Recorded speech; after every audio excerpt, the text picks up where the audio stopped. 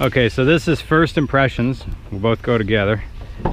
To of a Shelby GT500 2014. Ugh, these are dark tinted windows. Since it never moves, the rails are a little... No, it's in the front. It's just a front pull. Ah, okay. There we go. So, what do we got? We got... So, oh, sorry. Yeah, we'll turn on so we can at least hear each other's. Reverse is... It's painted, but reverse is up and over. Okay. Anybody else leaving? This is a very easy car, I feel, to drive. It's not... The clutch is just really high off the floor, but other than that, it's... Yeah, oh, there, yeah, it grips away at the top. The red line is lit up really well. Yes, Yeah. and it'll beep at you. Like, I have it set so it'll have a beep and a flash when you get up on it. You know, the Chevys have that real nice heads-up display. This just, you know, has the other little things. Yeah, whatever. So we get a hill climb. Whatever makes you happy. You were the content guy. Now, this is your very expensive car. Yeah. So. Oh, and I'm sorry. So you can, if you it's yelling at you to I'll do that. Boost vacuum. So it'll show, that shows all the various little things that the ECU can monitor. So Neat. It does inlet air temperature, I think, is the one that everyone cares about, because that's the temperature of the air your supercharger's sucking in. And you can see that go up and go down as you get so through right now traffic. It goes down, and just try to be a little careful when we're coming in, because okay. It's not like outrageous. We'll go down, and then up around. Okay. So it's not going through the. Oh, did I stall it? I stalled it. It's not outrageous low. It's just. Oh, am I in third? Third. How about that? It's a little difficult. Yeah. Well, this is how it drives with no motor. Boost vacuum 0. Oil pressure low. Yeah, no kidding.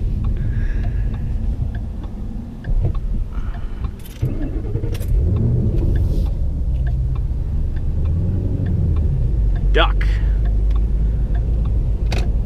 Yeah, they are very, very. Look at that duck. They are used to cars no here. Shits. This car is such that with the torque is that you could put it in third, drive around if you're right with the modulating of the clutch. Also, another nice thing about this is this is a one-lane road, so people coming down have the understood right of way. With Fords now and the manual transmissions, it has a hill assist. So if you end up getting stuck here, this one does? Yeah. Oh, neat. So it'll hold the back brake for a second. If you're in gear, it'll hold the back brake for a second. Okay. Oh, there it goes. Well, it'll be nice to the people who live here. I'm not going to be that one guy. People do like to nail it. Apparently. Going up this hill. But yeah, wait. So this has just 331 gears. Oh, that's it. So it feels real lazy, honestly, around town. And if you so choose, you can hit the shock button to go into sport. Sport, like super sport. Yeah, that just firms up the shocks. Okay, this is where we can go. Okay.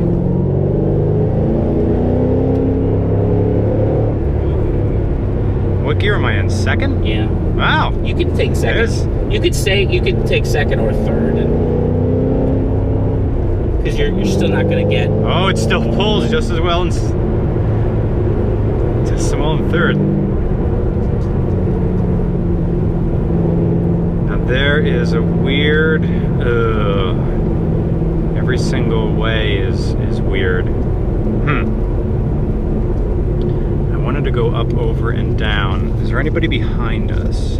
Negative. I don't know about this turn. What do you think? You can, just take it wide? Yeah.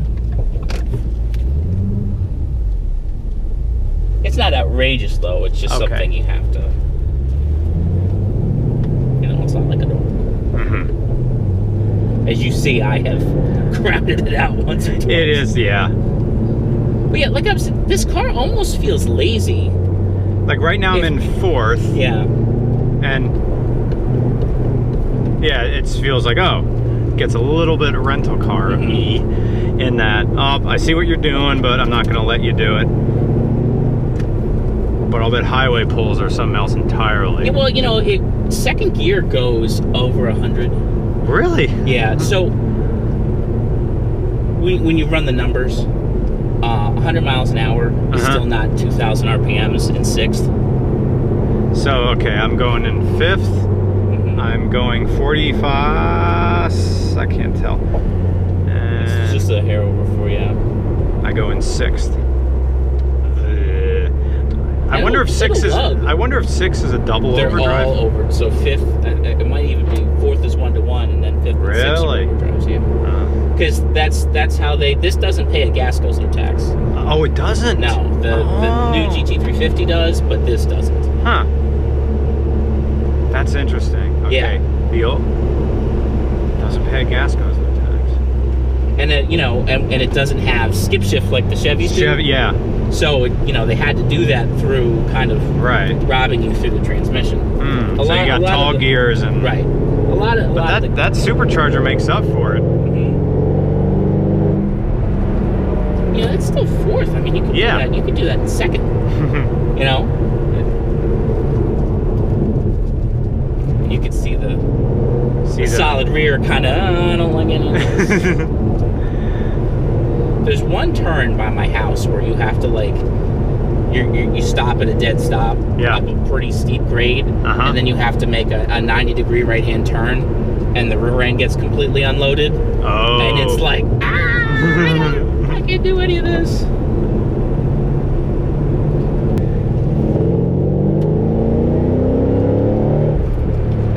That is nice. That is real nice. We'll be heading back into Schuylkill Haven. Farrah complained about the brakes because Farrah was caning the fuck out of, you know. His 10/10 is different than I think most people's 10/10. Like it's like a different scale. Yeah.